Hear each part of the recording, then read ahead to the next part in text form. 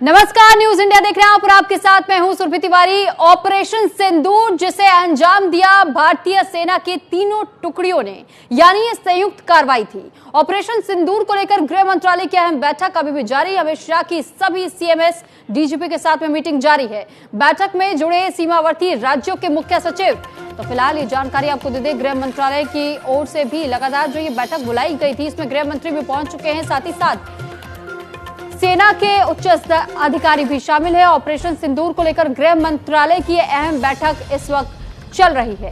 अमित शाह बैठक में शामिल हैं, साथ ही सभी सीएमएस और डीजीपी के साथ चर्चा जारी है। फिलहाल आपकी जानकारी के लिए बता दें कि बैठक में सीमावर्ती राज्यों से जुड़े तमाम मुख्य सचिव भी पहुंचे हुए हैं। तो इस वक्त लगातार एक एक करके यहां पर अधिकारियों के साथ में बैठक की जा रही है, उनसे बातचीत भी की जा रही है, क्योंकि आगे की रणनीति भी बनाई जा रही है। तो आपकी जानकारी के लिए ये बता दें कि जिस तरीके से रात 1:05 से एयर स्ट्राइक यानी ऑपरेशन सिंदूर की शुरुआत हुई, 1:30 पर इसका समापन हुआ। कुल समय की अवधि 25 मिनट की बताई गई और 25 मिनट में ही पाकिस्तान को सबक सिखाने का काम भारत की सेना ने किया है।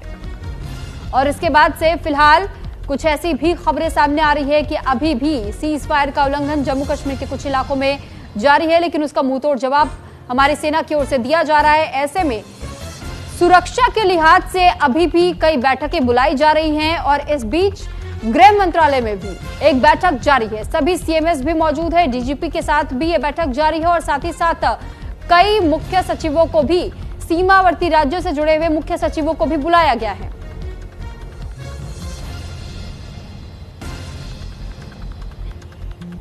तो आपको याद होगा 22 अप्रैल का वो काला दिन जब आम पर्यटकों को गोलीबारी का निशाना बनाया गया था, गोलीबारी का शिकार बनाया गया था और अंधाधुंध फायरिंग आतंकियों की ओर से की गई थी। कई जिंदगियों को जहां इन आतंकियों ने बर्बाद कर दिया, परिवारों को तोड़ दिया। तो ऐसे में अब उसी पहलगाम हमले का इंतकाम लिया जा चुका है, यानी भारत की ओर से।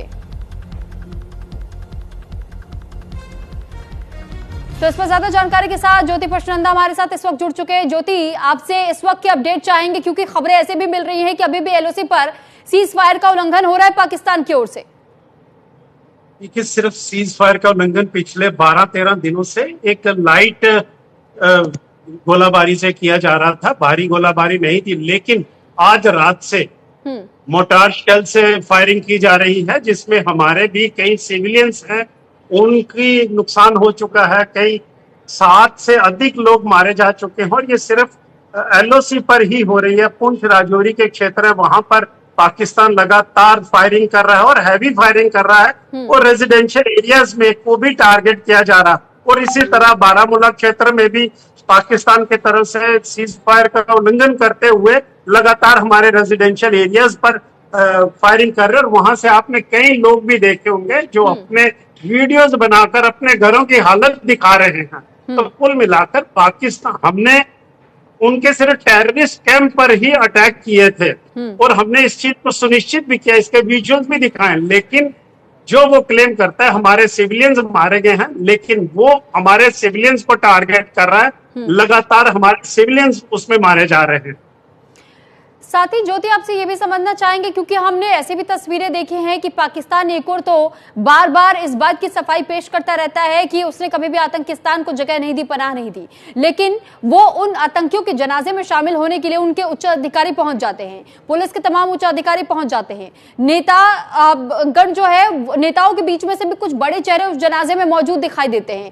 तो फिर ये पाकिस्तान जो राग अलापता है कि हम तो खुद उस आतंक के विक्टिम है, और दूसरी तरफ उन्हीं आतंकियों के जनाजे में इनके उच्चाधिकारी पहुंच जाते हैं, तो फिर ये कैसा खेल खेलना चाह रहा है पाकिस्तान? देखिए, पाकिस्तान शुरू से ही एक झूठा मुल्क की तरह रहा है और आतंकवादियों को शरण देने वाले में